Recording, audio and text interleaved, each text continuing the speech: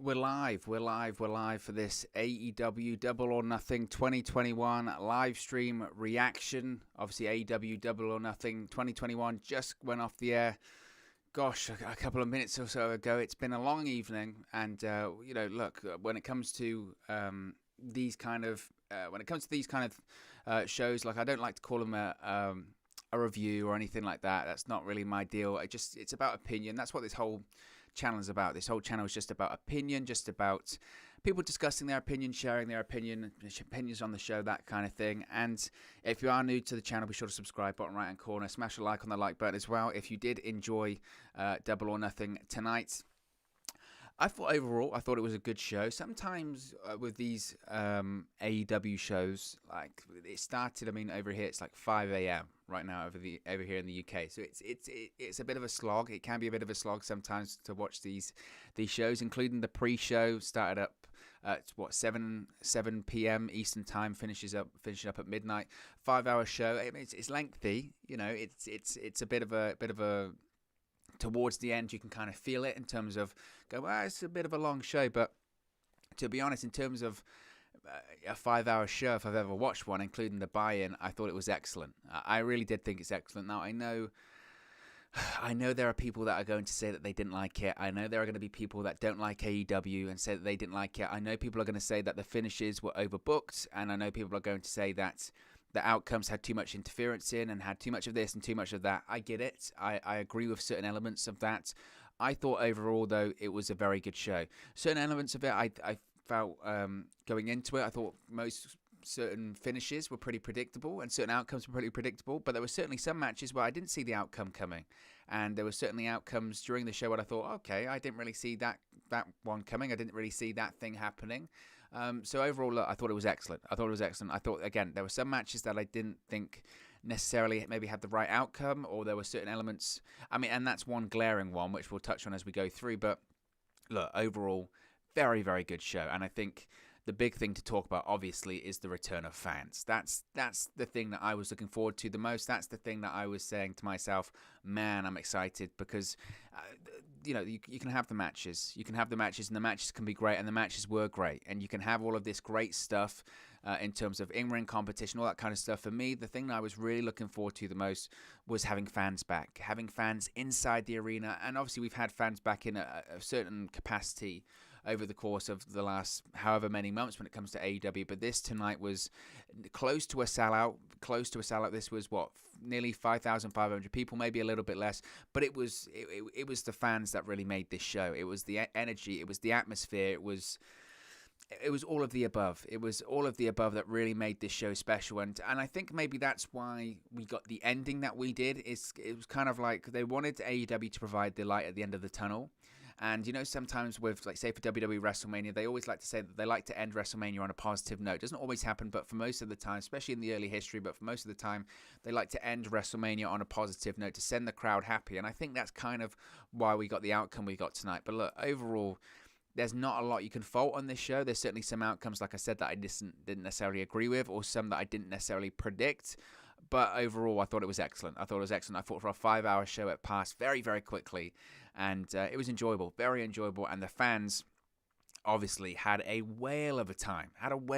There's no doubt you could tell the fans absolutely loved the time that they had tonight at Double or Nothing. So it was a lot of fun. But let's get into some of the matches. Let's get into some opinions. Let's get into some reactions.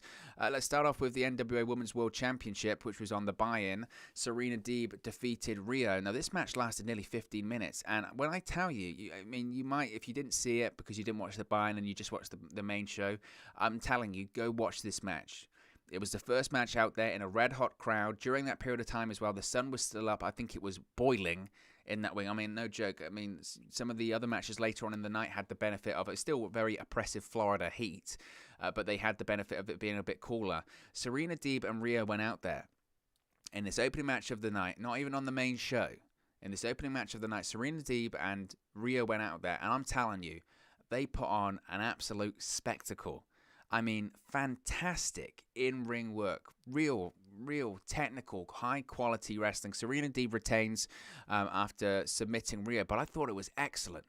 Really thought it was excellent, and I had high hopes for this match anyway. To be honest, I had high hopes because they had a fantastic match in the AEW Women's World Title Eliminator Tournament.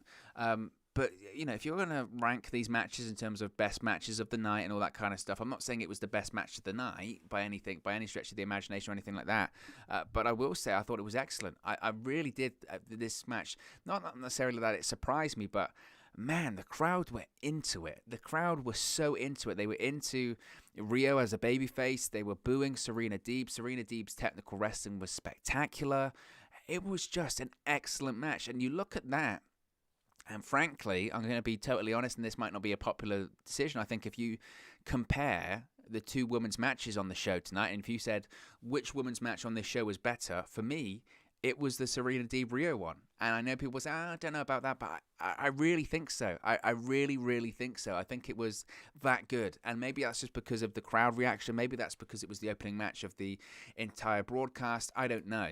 But I thought this match between Serena Deeb and Rio was excellent. Really, really excellent. Really enjoyed it. Serena Deeb gets the victory. Again, predictable outcome. Not that that's a bad thing. But it was excellent. And I very much enjoyed it. And, I wouldn't be against seeing them go up against each other again. Rio now is primarily based in the United States. So who's to say? Who's to say that Rio doesn't show up on maybe an episode of NWA Power or something like that? If that's what she's going to do. Who knows? So really enjoyed that match. Next up, we had Hangman Page versus Brian Cage to open up the show. Now, the match lasted about 12 minutes. Had Hangman Page defeat Brian Cage after hitting the buckshot lariat. Interestingly, in the closing moments of this match, Team Taz comes down to ringside, and Brian Cage doesn't want any of it. Brian Cage doesn't want the help from Team Taz. He kind of fights them off, and then through this distraction, this allows Adam Page to pick up the victory. So interesting that they're teasing dissension of Brian Cage from Team Taz. Obviously, he's been with the company for about a year, made his debut last year at Double or Nothing, being managed by Taz, and he was really the foundation for Team Taz. And it's interesting that maybe they're considering going in a different direction with Brian Cage. As far as the match, look, sometimes they say, don't they, that if you're not going to be in the main event, the best position is to be opening the show. Now, previously, it would have been, I don't know about opening the show, it's lower down on the card. Especially in this case. Opening the show of being inside of an arena that was nearly sold out after the pandemic, or after fans being away for such a long period of time, this crowd, when I say they were red hot, they were red hot. And I got asked the question in the watch along, and it's kind of reinforced it for me now at this point, that I got asked the question, who do you see as the guy to defeat Kenny Omega for the AEW World Championship? Who do you think is the guy that's going to beat Kenny Omega and become the guy? And I said at the time, and this was before this match, I said I think Hangman Adam Page is a possibility. I think because you can't overstate how over and how popular this guy was prior to the pandemic. The crowd loves Adam Page. They are into Adam Page. They think he's tremendous. They think he's an awesome pro wrestler. They're very into Hangman Page. And he got one of arguably the biggest pops of the night. Now, I don't know if it's just because he was the first babyface out, or I think they're just really into Hangman Page. They are big fans of Hangman Page's work. They're big fans of Hangman Page's character. Again, this was a guy prior to the pandemic that was getting over. He was drinking beers with the audience. He was becoming, I don't know if he's the everyman or whatever of AEW, but fans were into him, and fans were really into this match. Again, didn't last super long, didn't need to last super long. It was 12 minutes. That's fine for an opening match. And it was excellent. And Hangman Page getting the victory, I think, makes sense. Of course, a couple of weeks ago on Dynamite, it was Brian Cage that got the sort of very really quick and decisive victory over Hangman Page. But I think this one, to be honest, again, it didn't need to last any longer than it did. It lasted, I think, the perfect amount of time, the perfect duration. As far as openers go, you don't want openers to steal the show. You don't want openers to overshadow the rest of the show, because where do you go from there? For me, in terms of an opener, you don't get, honestly, you don't get a much better opener than that. That's, for me, how you open a show. Red hot crowd, babyface wins, tease something with Brian Cage later on, him leaving Team Taz. Obviously, he's still the FTW champion, so you could ask, well, how does that work then? He's still the FTW champion, but he's going to leave Team Taz. Is the storyline now of him leaving the fold but still having the FTW championship? How do you get that title back? I don't know. Who does he necessarily work with a Team Taz? It probably must be Powerhouse Hobbs, right? Because if Brian Cage has a match against Hook, he probably kills him. He can't face off against Ricky Starks. Ricky Starks has got a bad neck at the moment, so it has to be Powerhouse Hobbs, one would think. So that's an interesting dynamic going forward.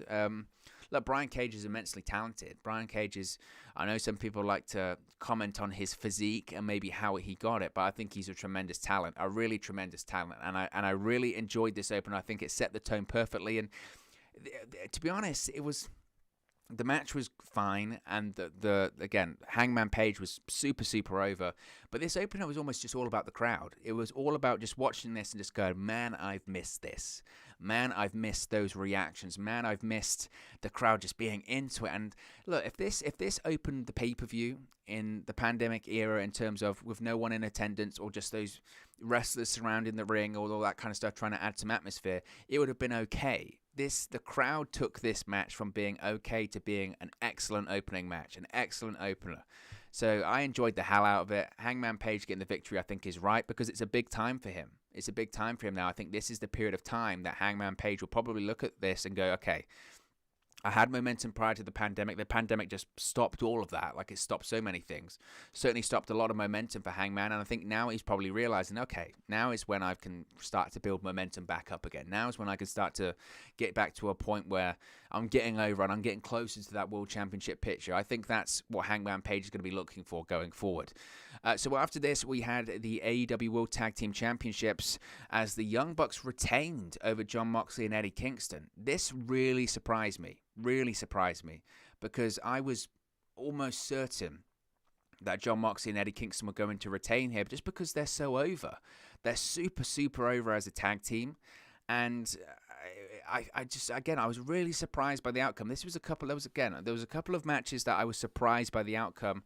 Not necessarily thinking that they got it wrong, just I didn't see it coming.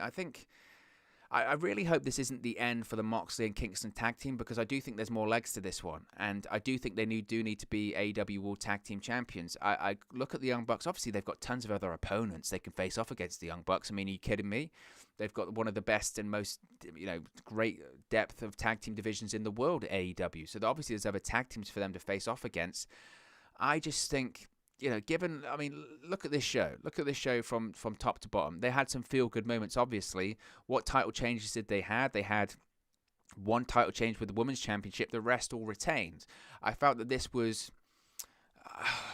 Again, I thought this would be the right... I found it would be the right option to have Kingston and Moxley go over here. I felt that would be the right call. And look, talk about guys that are over. We were just speaking about Hangman Page being over. Jon Moxley and Eddie Kingston, they are over like something else. Jon Moxley, when he came out and was making his entrance, the man was on fire. The man was out of control. He was flying around. He was jumping around in the crowd. He loved it. He absolutely loved it. Jon Moxley he was on fire. He was on something else. He got busted open with that cool spray to the face. And the closing moments of the match, I think what probably the mistake in this one, apart from the outcome, because again, if it was me booking, I would have had Moxley and Kingston go over here because I just don't see what else really there is to achieve in this Young Bucks title reign. Nevertheless, the finish did fall a bit flat. I felt a little bit in that they did essentially the BTE trigger. They did it 4 times to Moxley, so they really emphasized that they beat the hell out of Moxley to pin him clean. I mean, Jon Moxley took the pinfall. It wasn't Eddie Kingston either, which is interesting. So Moxley gets given the BTE trigger 4 times and then gets the pinfall. I was a little bit like, I don't know. The crowd were a bit flat. I don't know if that's necessarily because they really wanted Moxley and Kingston win. I don't know if that's because they expected Moxley and Kingston to win. I don't know. You could kind of hear a pin drop when they had the 3 count, and everyone was like, oh, the Bucks retain.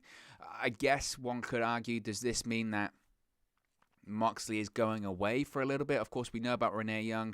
Or Renee Paquette. She's due to give birth, I think it's in a couple of weeks, or she's due to give birth in June, and there's been discussion that she'll give birth and Moxley might go away for maybe a month or so, go on paternity leave. I suppose that's a possibility, and maybe AEW feels that, well, if Moxley's not going to be around, we don't want him to be the AEW World Tag Team Champion. Personally, I don't know if that really matters, frankly. Maybe it's just a timing thing. I just hope this isn't the end of a Moxley-Kingston partnership, because I think there's way more for them to do. I think there's way more for them to do in this partnership. I feel there's more legs to it. I think Moxley and Kingston are incredibly compelling. The only thing I can kind of think of is maybe they're saving the title switch for another point. But look, Moxley, I felt, was on another level tonight. Eddie Kingston is super, super, super over. I mean, super over. The crowd loved him.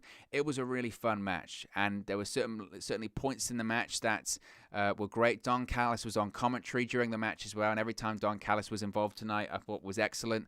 And this was just, these are four guys, rather, that are very over with the AEW audience. Jon Moxley and Eddie Kingston, super, super baby faces. They're cool as all house, and the audience loves them. The Young Bucks have settled into the heel characters much smoother than they settled into the babyface characters. I think they're far more comfortable playing the heels. Nick Jackson tonight, I mean, the graphic doesn't do it justice, but Nick Jackson and Matt Jackson had beards out, and Nick Jackson, I think, dyed his hair. He looks like Billy Ray Cyrus today. So I think it's like Nick Jackson aged about 30 years somehow by growing a beard out and dyeing his hair. Honestly, he looks like Billy Ray Cyrus. It looks horrific. It looks horrendous. But I enjoyed the match. Again, if it was me, would have preferred Moxley and Kingston to get the victory here. Surprised that they didn't. Maybe there are reasons behind it. I look at the Bucks now and I say, okay, what's next for them? Who do they face next? Who do they go off against next?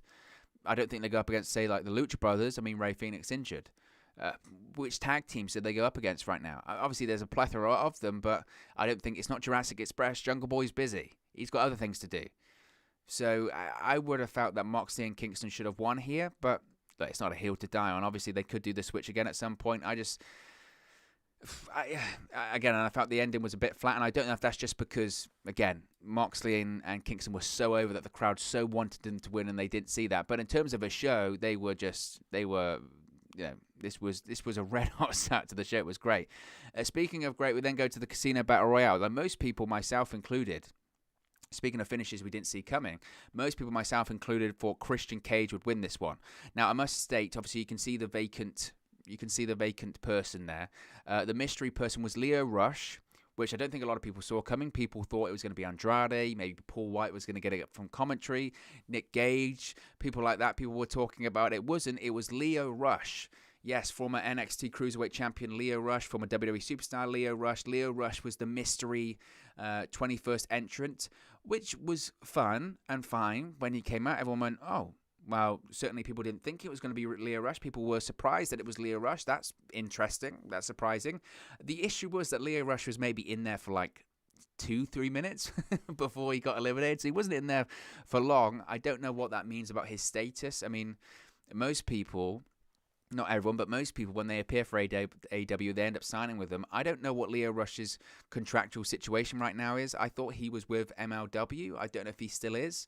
I don't know if he was working dates for New Japan as well. It's going to be interesting, but the issue is when it comes to surprises, we had the same thing at Revolution when Christian, ironically, who was in this match, made his debut. People's mindsets, their mentalities, they run wild. They start saying, they go from logical to just to completely illogical. They'll start off going, well, maybe Andrade, maybe Daniel Bryan, maybe Brock Lesnar. You're going, well, where are you going with this one? You're losing logic straight away. Come on. Let's settle back down to reality. And then when they get something they didn't think of, they're disappointed. And they say, well, that's because your own mind ran wild. And again, the outcome of this one was surprising, really surprising. Because GG Matt says, kind of hilarious, Lio Rush and Mark Henry debuted on the same show with their noticeable heat. I thought that was funny as well. Lio Rush and Mark Henry have some serious heat, and they were both backstage. So that's interesting. We'll touch on that as well, actually, because I'm going to forget at some point. So Mark Henry was announced to be signing with AEW. Mark Henry is All Elite. He signed with AEW to be an analyst, easy for me to say, on the AEW Rampage show that's going to debut on TNT later this year and then move to TBS next year. Mark Henry, in terms of being a signing for AEW, again, and I did notice a lot of this. Thankfully, we don't get that a lot here on the channel, which is, I mean, the community here on the channel is awesome. I really appreciate all of you guys that watch these watch-alongs, live streams. You're the reason I do it, to be honest. We don't get a lot of, not AEW slander, because I don't have a problem with anyone sharing their opinion of things they like and don't like. I do enough of it. I'll point out stuff I don't like. I'll point out stuff I do like. That's the whole point of this channel. What I don't like is when, like Mark Henry debuted, and you wait for it on social media. When Mark Henry debuts and you get another look at these guys, getting these old WWE guys again. Oh, they're just like WCW. They're just like TNA. They're just like this. And it's like, dude, come on. He's going to be a broadcaster. And what? So what if he wrestles? Sting wrestled tonight. I criticized Sting when they first announced he was going to wrestle. The dude was badass tonight. I'll hold my hands up and say he was awesome. I don't have a problem at all with AEW signing Mark Henry. It's credibility. That's how you get people talking. That's how WCW built their success in the late 90s by signing people from WWE, signing established name talents. The difference where WCW failed, where I don't think AEW will, is they're establishing new homegrown talents. Case in point with this Battle Royal, turn it around nicely, is that the winner was Jungle Boy. Jungle Boy last eliminated Christian Cage, and I felt, like most people did, I thought, well, Christian Cage, hands down, Christian Cage is going to win this one.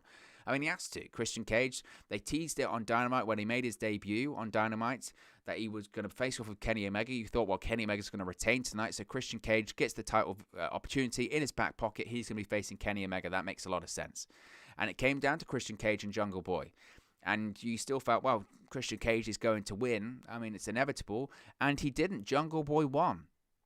And looking back on it, I don't know if it's an audible. I don't know if it was the plan the entire night or whatever. But 100%, it was the right call.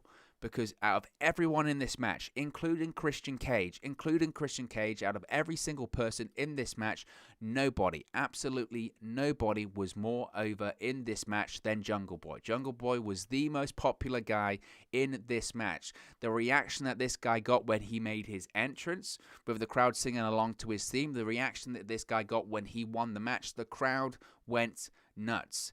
They love his gimmick. They love his character. Obviously, he's got a tremendous look. He touches all of these different kind of demographics. Kids like him because he's a real-life Tarzan. Obviously, the girls and the guys, whatever you're into, they like him. He's cool. He's got a great look. He's young. He is really one of the big future stars of AEW that we've been saying this since the first time that AEW came on the air in 2019. This guy is going to be AEW's big star in 5-6 years' time. He's going to be the guy 5-6 years' time that's holding the AEW World Championship and carrying the company. It's just that simple. The guy is just that popular. Now, I know people will look at this and criticism will be, wow, how can you be over with this Tarzan gimmick, all that kind of stuff? It's not serious. He can get serious very quickly. Christian Cage felt he was serious. Christian Cage put him over. Christian Cage is a future Hall of Famer, and Christian Cage had no issue doing the job and putting this guy over in the middle of the ring because that's what good business is doing. As I mentioned about Mark Henry people are going to say, oh, a WWE guy, blah, blah, blah, blah, blah. Well, a former WWE guy in Christian Cage elevated and put over a young AEW homegrown talent in this match. That's the difference, I think, between AEW and WWE is that they're going to create new stars. They've created new stars. Jungle Boy tonight. Orange Cassidy was super, super over in that match against Kenny Omega. I mean, all this stuff. Britt Baker is the AEW Women's World Champion. You've got stars. You've got homegrown stars. You've got Hangman Adam Page was super over in that opener. That's how it's going. That's how it's going. And I think absolutely it was the right winner in this one. They got this right, and that's difficult to do. Because the easy choice is to do Christian Cage. And I thought that's where they were going because it makes sense. And there is money in a Christian Cage versus Kenny Omega match in the immediate future. There is. And we might even still get to that point. We still might get to Christian Cage versus Kenny Omega. We still might get to that point because there is money in the immediate future. People will want to see that. But it's good business to elevate young talent when people are watching. In front of a live crowd, AEW knows. AEW knows which stars are over with their audience. Jungle Boy is over. There was nobody in this match that was more over than Jungle Boy. And it's like I mentioned with Hangman Page at the start of this stream, that in front of the AEW audience, Hangman Page is over. And it's the same with Jungle Boy. So I think they got this one absolutely spot on, absolutely right. They did announce a date that Jungle Boy is going to be challenging Kenny Omega. Things were moving so quickly on the stream at the time, I don't know. I don't think that's going to be this week. Did they say like 2 weeks' time, something like that? But Jungle Boy is going to be facing Kenny Omega in the near future. Do I think he'll win? No, I don't think he'll win because it's not the right time for Jungle Boy to become the AEW World Champion. It's not the right time for Kenny Omega to drop the AEW World Championship. It's not the right time. But what I will say is they got this absolutely right because they made Jungle Boy have a moment. Not only did they make Jungle Boy have a moment by winning the match, but they also allowed him to have a moment. Christian Cage put him over in the ring because he hugged him, he slapped him on the chest, he said, make the most of this opportunity. Now, I don't know if Jungle Boy's going to win. I don't think he will. But potentially, if you look at Christian, this could be a way to further a Christian storyline, because he pointed at Jungle Boy. He said, look, I wanted this opportunity. I want the World Championship. You won. You won fair and square. He hugged him. But he said, make the most of his opportunity. If Jungle Boy loses, and Jungle Boy's one of the, I guess, fortunate baby faces that he can lose against Kenny Omega, but in this real underdog scenario, he can kind of get over even more. Christian Cage can be very pissed off about this. He can say, look, I told you to make the most of his opportunity and you failed. You lost. Christian Cage can take it out on Jungle Boy, and then maybe we have a Jungle Boy versus Christian Cage feud that puts over Jungle Boy even more, because he's working with a bigger named established talent. This was the absolutely right move. Absolutely right move. Now, as I mentioned, in terms of the 21st entrant, in terms of it being Lio Rush, I thought that was a nice surprise. I just think it's a bit strange that they had it, and then he disappeared. He disappeared in like 3 minutes, 2 minutes. He wasn't in the ring that long. I don't know what that means. I really don't know what that means. Tony Khan did tease new signings specifically for Rampage. I don't know if he means Lio Rush. I mean, the irony would be that if he'd said, "Oh, we're teasing new names for Rampage," and those two new signings are Mark Henry and Lio Rush. I mean, the heat that those two had would be incredible. Mark Henry as well, because again, we are talking about him here. He mentioned he's lost a ton of weight recently, and part of that reason for losing weight is that he does want to return to the ring.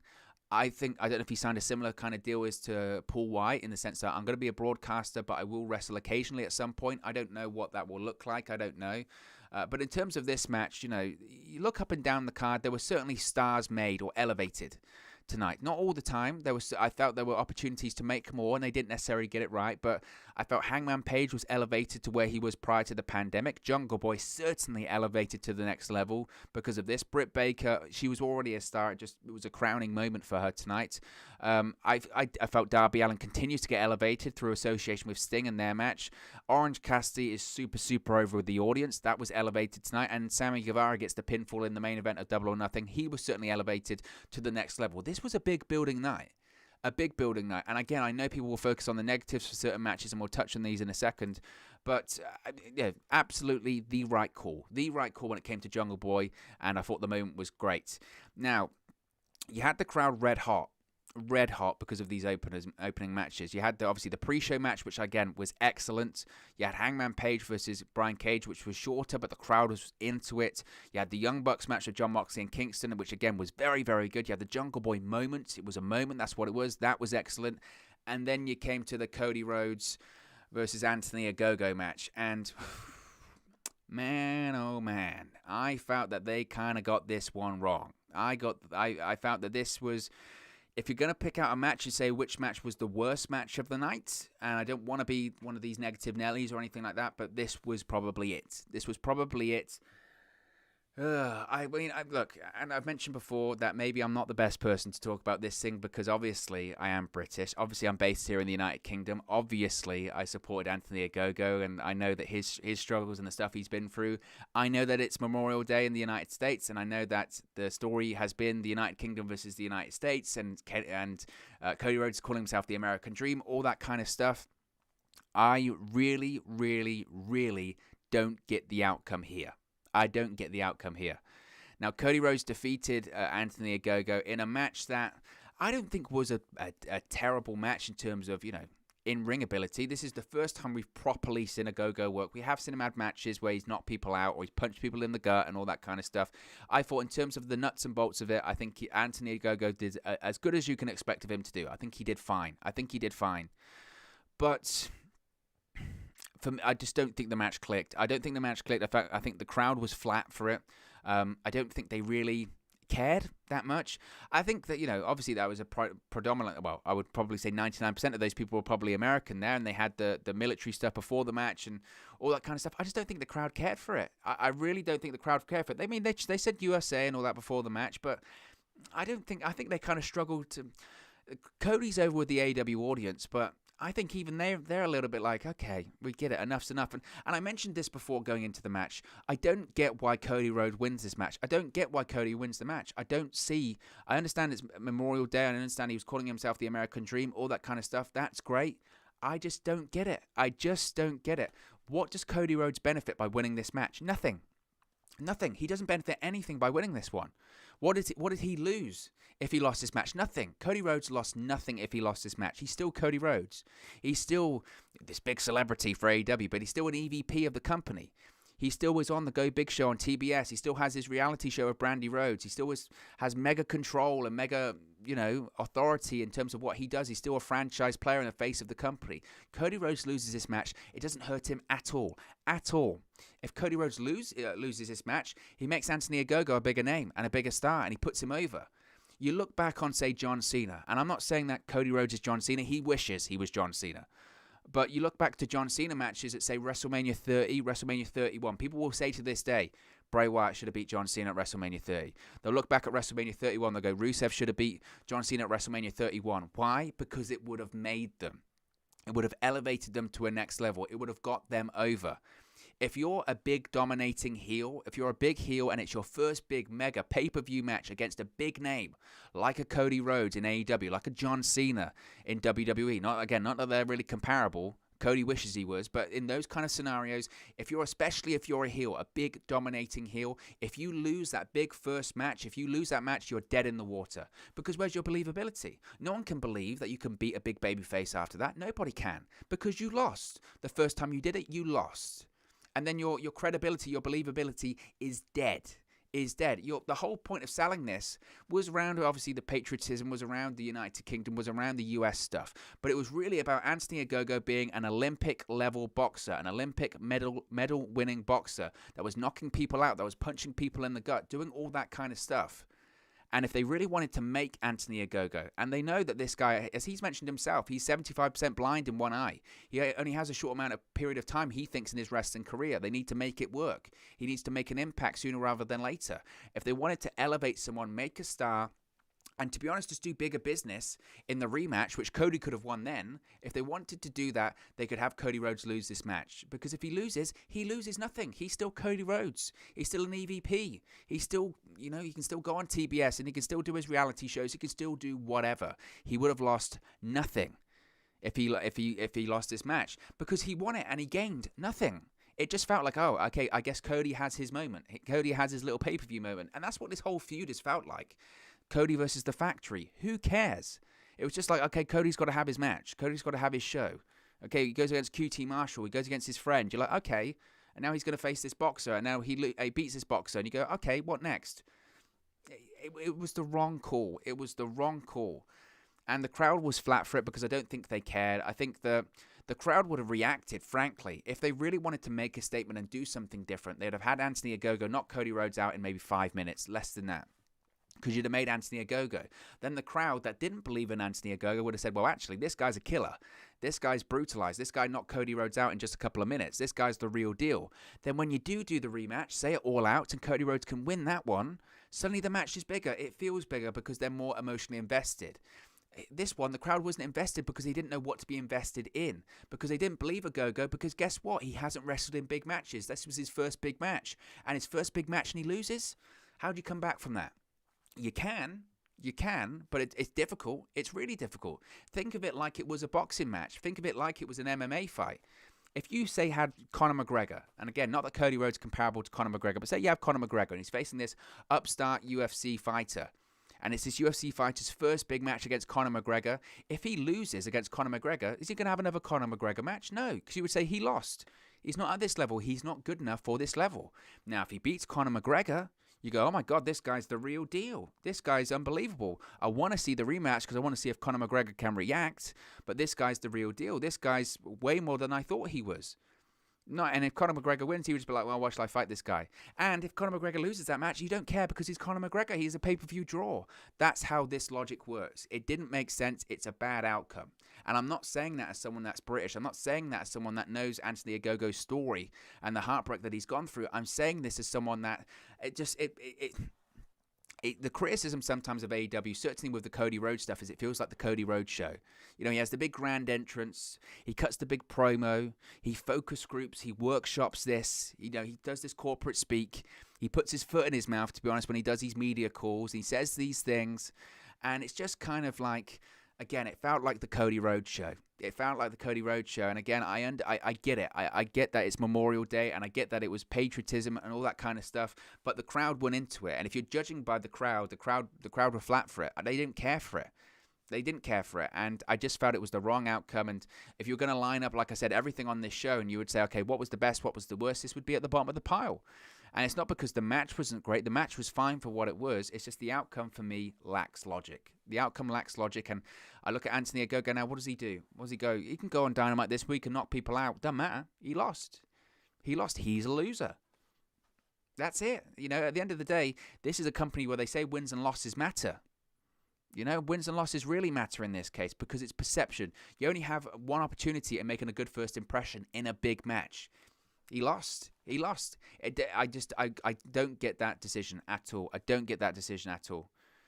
You know, Ogogo can come out on Dynamite and knock everyone out. He still lost tonight to Cody Rhodes, and Cody Rhodes can still say, well, look, the factory turned on me, but I beat QT Marshall and I beat Ogogo. What next for Cody? Who's he going to beat next? And I know people will say, well, Cody, you know, in the past, he put over Jericho and he put over MJF and he didn't win that ladder match at Revolution. It didn't matter. In those ones. This one really mattered for the star, for the talent. And I look up and down the card and I look at these results and I say, talent was elevated in the right positions. But this one, I think they got it wrong.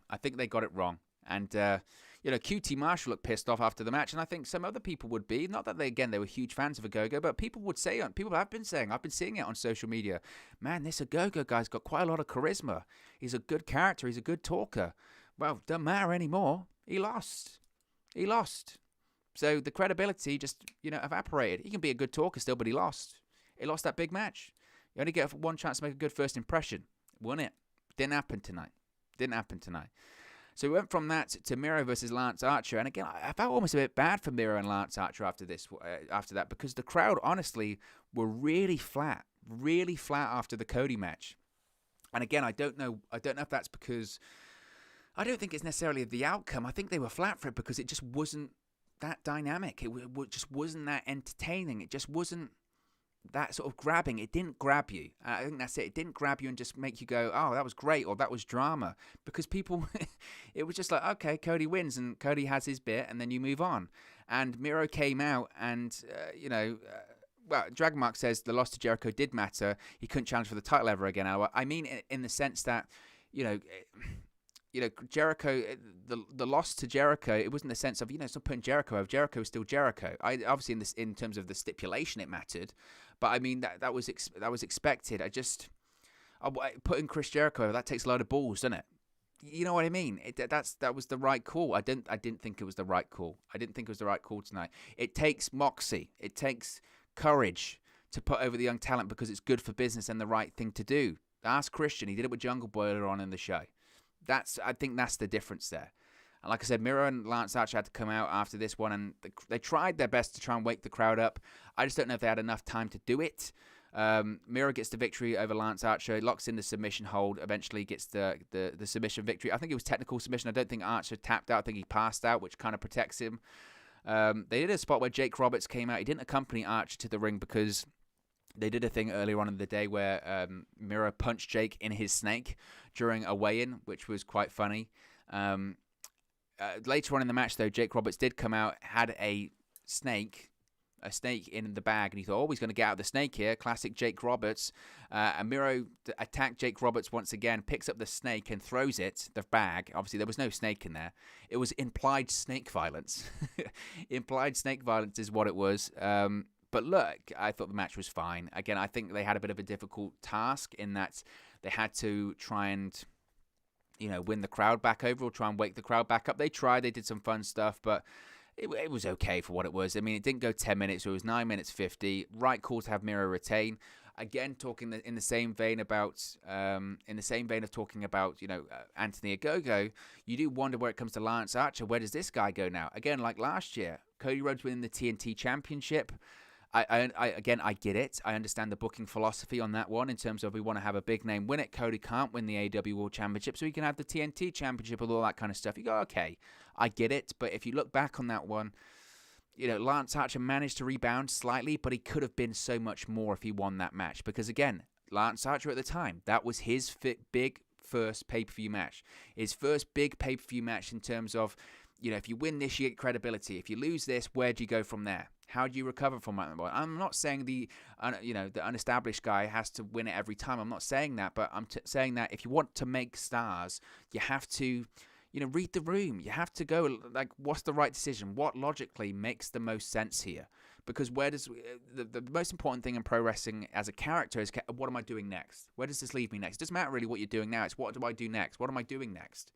And I look at, say, Lance Archer now. What's he doing next? I don't know where he's going. In terms of this one, look, I don't know if necessarily I would have had Miro versus Lance Archer on this show because, again, I think monsters like Archer necessarily need to be protected. And again, I do wonder what's next for him because this is 2 big TNT Championship matches 2 years in a row that he's lost. Where does it go? Now, obviously, I'm a big Miro fan. I wasn't happy with how Miro was being booked in AEW and up until really recent months, once he started being taken more seriously, once he ditched the arcade stuff, once he ditched the whole best man thing and ditched the whole Kip Sabian association. That wasn't for me. I get that he does Twitch streaming, but this is a guy that in WWE was super, super over, both as a heel and a babyface. When he was a heel, he was unbeaten for a year. He's working with John Cena. Turns into a babyface, turns into one of the biggest babyfaces on the roster, was outselling, people like Roman Reigns in terms of merch. People are chanting Rusev Day. Vince McMahon tells them they're cheering that ironically at him. I don't think anyone was. They were cheering at him because he was over. So he comes over to AEW. People are excited. Finally, we're going to get Miro taken, not necessarily seriously, but we're going to have him in a main event position. We're going to have this guy where he belongs. He's a big talent. This guy can be a world champion. And for 9 months, the guy wasn't being used properly, and Tony Khan justified that in the sense of, I had to build this guy back up. Well, you don't build that guy back up in terms of video game stuff. You build that guy back up, going back to the Agogo thing, by winning matches, by being presented in the right way, being a dominating character. And finally, in recent months, we've got that, and that's now resulted in Miro being TNT champion. I think, obviously, you could say with the Lance Archer match here and the victory here is that it puts over Miro, obviously. Puts over Miro. This is an impressive victory. Look at his last 2 opponents for the TNT Championship, not including the one he had on Friday with the guy from Top Flight, but victories now over the likes of Lance Archer, Darby Allin. That's significant. That's elevating a character. That's elevating a champion. I don't see any reason why Miro should drop the TNT Championship anytime soon. Would his next challenger be? That's a tough one. That's a tough one to call. I don't know if Darby would go back to it, but again, I don't know if that would be the best food for Darby because I think Miro has to retain. He has to continue to retain. So, interesting, very interesting with that one. So I thought it was fine. I enjoyed it. I thought it was okay. Again, I thought they were in a difficult situation with the crowd at that point because they were slightly, a bit dipped with that one, but we'll wait and see. Women's Championship match was next. We have a new AEW Women's World Champion. Britt Baker finally wins the big one. She finally wins the AEW Women's World Championship. I think most people saw this come. We'll check the live chat quickly. Mark Mello says agree 100% on Cody. Christopher says he wasn't in AEW, so ... Who are you referring to? Are you referring to Miro? Because of course he was. Of course he was. And Lance Archer was as well. They were both in a WWE. I mean, is that what you're referring to? I don't know. Okay, but whatever. So Matthew says Sammy Guevara is the future of AEW. I think it's an excellent point. David says, but Arcade Anarchy was excellent. It was an excellent match. And maybe that was the turning point for Miro. That after that, he then moved on to more serious stuff. I don't know. But yes, Britt Baker finally wins the AEW Women's World Championship. And to be honest, this one, in terms of the outcome, I think everyone saw that coming. Everyone went into this show knowing that Britt Baker was going to win the AEW Women's World Championship. I don't think that was ever in question. Nevertheless, the match I thought was good. I thought in points, it was maybe slightly slow, and there were certainly elements of that were slightly botched, I think. But overall, I thought it was great. I thought the closing moments were excellent. They did a couple of great near falls where Rebel hits Britt Baker accidentally with the crutch. I thought was good. They did a spot as well where Britt Baker goes to hit Hikaru Shida with the bout, but Hikaru Shida blocks it. Then does a stomp onto the bout, and you think, oh gosh, here we go. Are we gonna have Hikaru Shida retain? No. Eventually, Britt Baker gets the victory with lockjaw, and Hikaru Shida tapped out. And I talk about talents that were over. I mentioned Hangman Page. I mentioned Jungle Boy. Obviously, we're going to talk about Orange Cassidy. I mentioned Jon Moxley. Britt Baker is up there. Britt Baker is up there with a talent that I'm telling you, the AEW audience loves her. She is over. I wouldn't change her character in the slightest, by the way, as well. I would still keep her as a heel for right now, but she is over. She is super over with that audience. The response that she got, not just for her entrance alone, but certainly when she won the AEW Women's World Championship, was tremendous. Again, I thought there were elements of the match that maybe weren't amazing, but the closing, say, 5 minutes, I thought were excellent. I thought the closing moments there were excellent, and it's obviously deserved. And you think of the road that it's taken for Britt Baker is tremendous. I thought it was great that Tony Schiavone just immediately left the broadcast booth after she won. By the way, obviously because of their relationship. But look, this is a talent that when AEW first started, she was going to be the face of the women's division, and she was the white meat bland baby face from Pittsburgh Steeler, all that kind of stuff, and it didn't work. Crowd didn't react. Crowd wasn't buying into that character, and the matches weren't great, and they just didn't respond to it. It wasn't they didn't like it. They told the AEW office, "I don't like it. Not for me. Don't like it." And they had to change. So she turns into this heel character. And ever since she turned into that heel character, which was really, what was that, sort of beginning of 2020? So, because I remember doing the promo with Tony Schiavone on the Jericho cruise in 2020. And, man, it was, since then she's just been unbelievable. And it's, maybe it's overdue, or it's really overdue, isn't it? And now it's going to be interesting to see how long this title reign lasts. I would think this now obviously leads to a feud with Thunder Rosa, because of course Thunder Rosa does own a victory over Britt Baker. She beat her in the Lights Out match, but it doesn't count against the win-loss record, because Lights Out matches don't count against those win-loss records. So I think it's absolutely deserved for Britt Baker, and I think obviously the crowd, like I mentioned, talk about being super over. The people, as I mentioned, about having right decisions. Hangman Page won in this show, super over with the AEW audience. Jungle Boy won on this show, super over with the AEW audience. Britt Baker, super over with the audience. The other names that were super over the audience maybe didn't win, like Orange Cassidy. But people like Darby Allin as well, they're super over with the AEW audience, and they won. So again, right decision. And I think this now leads to possibly a rematch at All Out between Britt Baker and Thunder Rosa, which I'm all for. I'm all for, because they killed it in their main event. And it's good to see the woman be featured. I want to see more main events on Dynamite going forward, and I think that's a possibility. And obviously you'd have to shout out Hikaru Shida for what she's done over the course of the past 12 months. It hasn't been easy. It hasn't been easy for anyone in the pandemic era, of course. But the AEW Women's Division does have a lot of scrutiny and a lot of criticism. I have criticized it a lot, and I still do think there are elements that AEW need to improve when it comes to their women's division. I do think there need to be more women's matches, more women's main events. It's been proven at this point that their female talent's over. It's never been an issue. It's never been an issue of talent in AEW in the women's division. I hated that narrative. I hated that argument of, well, the reason the AEW women's division isn't good is because they don't have the talent. Their talent isn't good enough.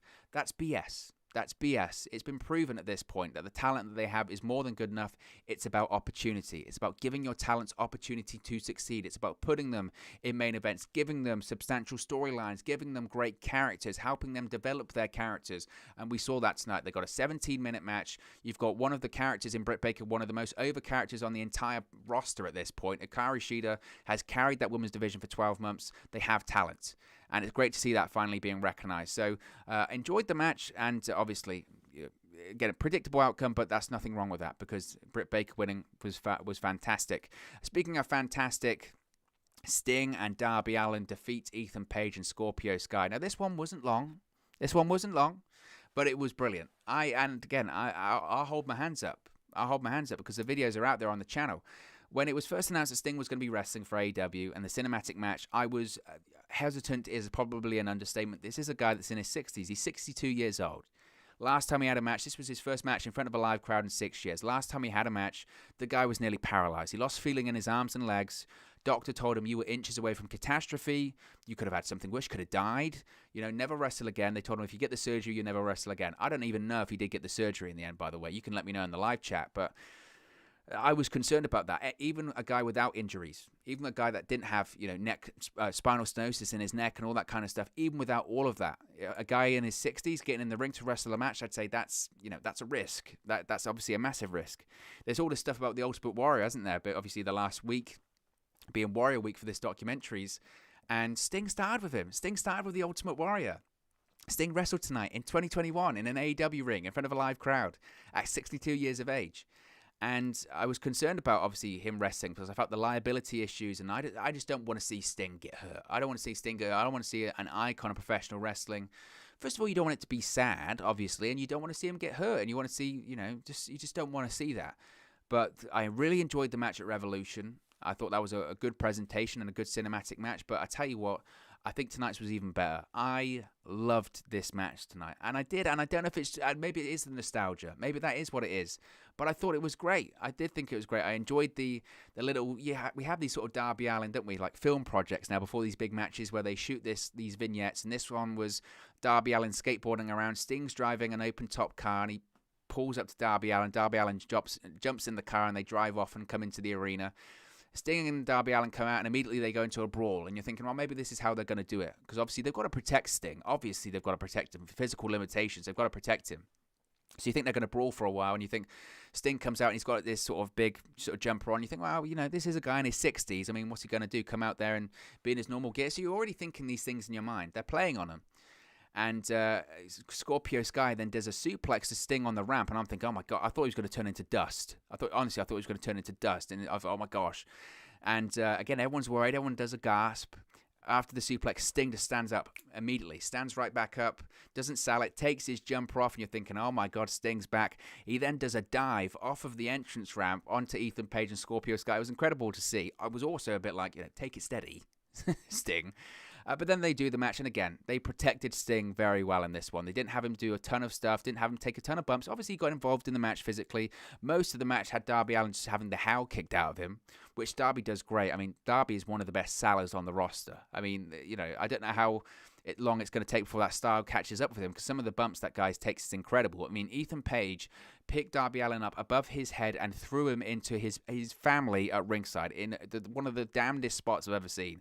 It was like Spike Dudley and Bam Bam Bigelow. It was incredible. So obviously there was a couple of moments where Sting gets the hot tag. In the closing moments of the match, Scorpio Sky goes for that sort of springboard cutter into the ring. Sting holds on to the rope, turns it into a Scorpion Death Drop. 1, 2, 3. It wasn't a long match. It was just sort of 12, 13 minutes. It was exactly what it needed to be. Exactly what it needed to be. The crowd loved it. The crowd was red hot for it. Again, I saw people criticizing. I can't believe they had a 62-year-old guy defeat 2 up-and-comers in the company. And it's like, on what planet? And I know people will say the Anthony Ogogo situation, well, you're hypocritical for saying this, but that was never the right outcome. What Scorpio Sky and Ethan Page are meant to beat Sting? I know in the reality people go, well, he's 62 years of age. Of course they should, if this was real, but it's not. It's not. It's a work. What, on Darby Allin, one of the most promising stars in the company right now, one of the most over talents in the company. When that guitar riff of Darby Allin hits, not many people get a bigger reaction. This guy is money. The reason he is paired with Sting is because he's money. Sting, by just association with Darby Allin feels bigger. He feels absolutely bigger. He feels like a more mainstream star. Since Darby Allin won that TNT Championship last year, and certainly since the association with Sting, he feels like a main eventer. He feels like a big deal. This match was never for Ethan Page and Scorpio Sky winning. I think they did just fine by being involved in the match. I think they would be more than happy to be involved in the match. This was all about Sting and Darby Allin. Ethan Page and Scorpio Sky, just by association, got over themselves, but I think they did just fine. This is a situation opposite to Anthony Ogogo, where just them being involved in the match gets them over. Not in the sense of like the Cody Rhodes one, because it's a different scenario. This one, it was all about Sting and Darby Allin. It was the right outcome. Fans loved it. Fans enjoyed the nostalgia of it. I thought it was great. I thought they managed Sting perfectly. I think Sting looked great. I think Darby looked great. And this association with Sting and Darby Allin, I think, works. I very much enjoyed it. So then we had one of our first co-main events, as they called it, the AEW World Championship. Kenny Omega defeats Orange Cassidy and Pac to retain the AEW World Championship. I mentioned on a lot of the previews that I didn't think this was going to be the main event. I felt that the Stadium Stampede would be the main event because it was the main event last year, and I felt that made sense in that case. This outcome, again, I mentioned this quite a few times already in the stream here, that the outcome was predictable. And again, that's not a bad thing because I thought the match was great.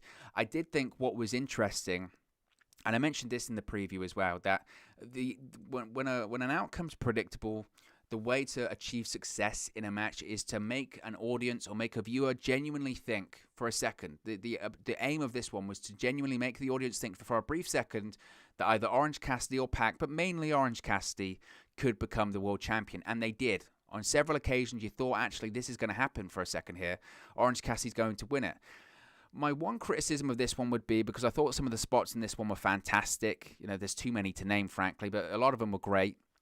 My one criticism of this would be that I felt it became overbooked towards the end. The closing moments of the match saw, there was a couple of moments where, was it Orange Cassidy or Pac had the match won, and essentially Don Callis leaves the commentary position. He comes down, he pulls the referee out the ring.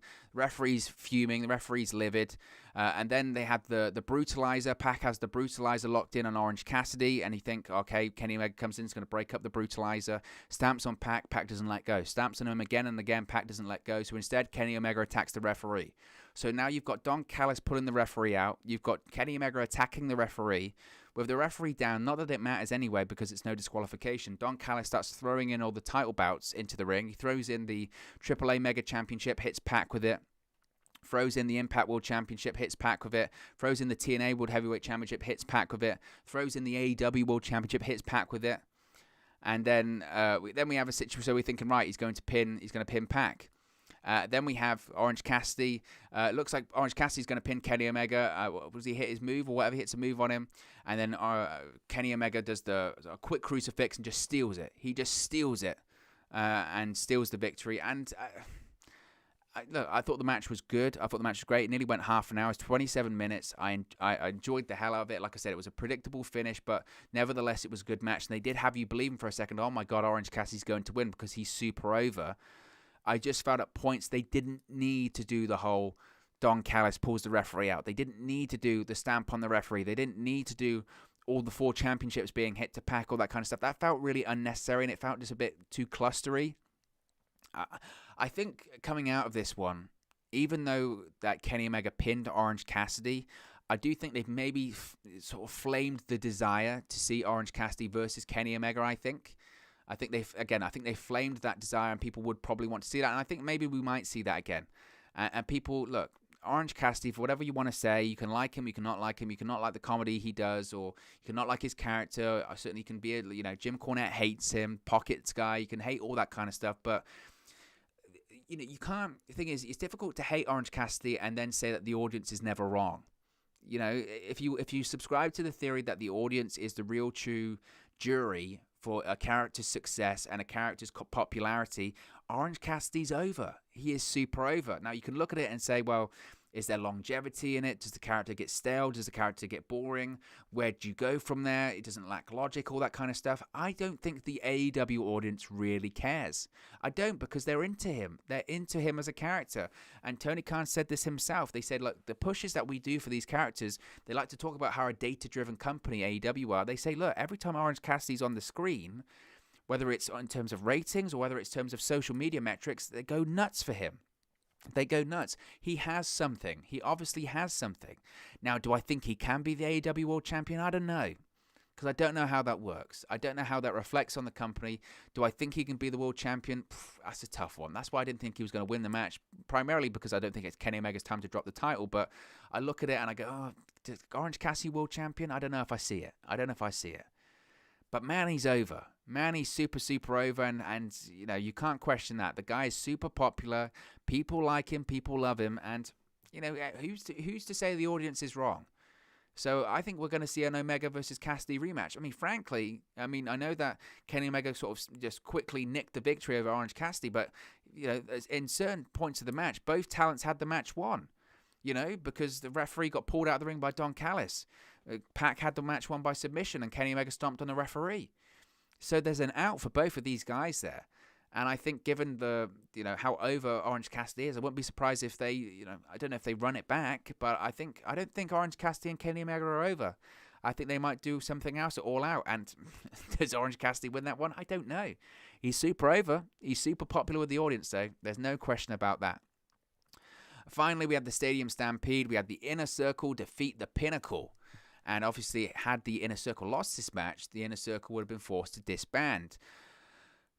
I thought this one was, again, I talk about being predictable. This one really wasn't, really, because I think most people thought there's no way the Inner Circle wins this one. The Inner Circle will disband. They did the thing on Dynamite this past week. Now that we know that was kind of trying to lead us in a direction to think that the Inner Circle were going to split up. I think most people thought the Inner Circle were going to split up, though, was because what's there left for them to do? What's there left for the Inner Circle to do? Not a lot. They've been baby faces. They've been heels. They feuded with the Elite. They feuded with the Pinnacle. They've had the Blood and Guts match. Now they've had the Stadium Stampede. One could argue that if it's one apiece, surely they've got to have the rubber match. What that is, I don't know. I don't know what the rubber match is. For me, Blood and Guts should be the end, let alone the Stadium Stampede. So what do you do next?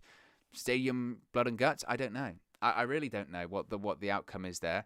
Obviously, there were elements of this that I didn't really understand.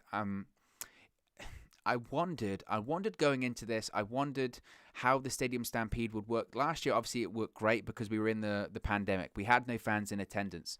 So we were watching a lot of cinematic presentations, and it was fantastic, and it was great, and the comedy worked.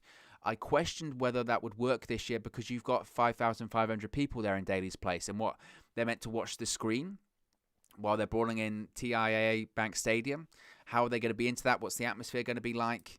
And I wondered about the comedy, because again, you're going from Blood and Guts to comedy. That seems like a backward step. And for parts of this match, my worries were kind of confirmed, because it was a bit like, initially I was like, I don't know why this was the main event. Because the crowd were into it, but they were listening and they were watching. But the atmosphere that was there for, say, the Kenny Omega match or for some of the other really fun matches on the show wasn't there because they were having to watch on a big screen. They'd watched this big show. They were tired from watching this big show, and then they're watching something on the screen. It kind of felt like the atmosphere was a bit lost.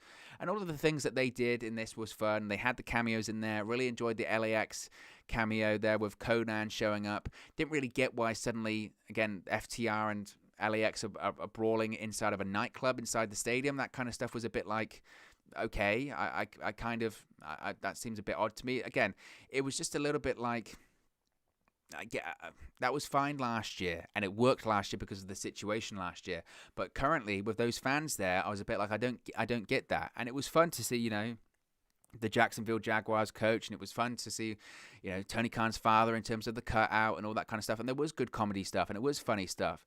But at points, I was watching that match going, I don't know if that's really main event. Now, obviously, that changed once they got into the arena. Once they got into the arena and you had Chris Jericho powerbomb MJF in the stands, and you had, ironically, this was a bit weird. I get having Sammy Guevara in there for the Inner Circle, but he's up against Shawn Spears. So really, the closing sort of moments of one of the biggest pay-per-view of the years had Sammy Guevara and Shawn Spears. I bet Shawn Spears would love this. I thought he was crazy. So it looked like there was points where Shawn Spears looked like he had Sammy Guevara beat. They tried to do sort of a chair shot to sort of the head, but it wasn't. It was to like the shoulder. I'm glad they're not doing chair shots to the head anymore, by the way, because we saw enough of that in Blood and Guts, which was infuriating.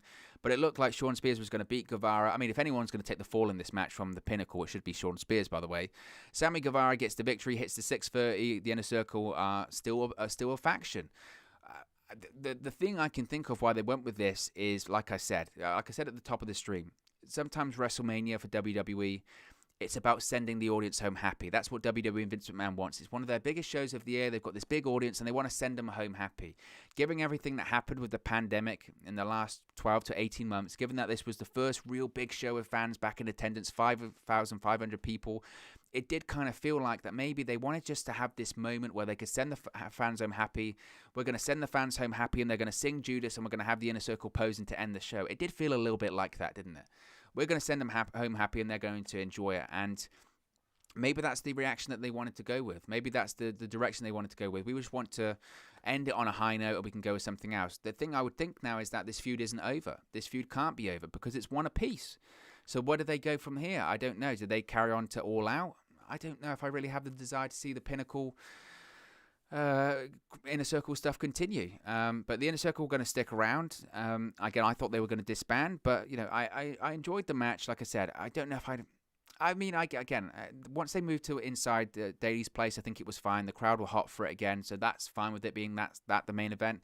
The other stuff in the Stadium Stampede match was incredibly entertaining and very good, and had some great spots and great cameos, all that kind of stuff. Like I said, it was just a little bit like, I was concerned how that was going to play out in front of the live crowd in terms of watching, and it kind of was, was the same. But look, surprising outcome, but certainly sent the fans home happy. But look, guys, if you enjoyed Double or Nothing tonight, smash a like on the like button if you enjoyed it.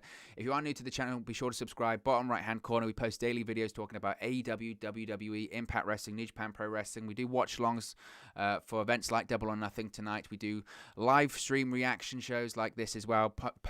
We're doing them for Raw, SmackDown, and obviously all the pay-per-views. What's the next big pay-per-view? It'll probably be Against All Odds for Impact Wrestling, I think.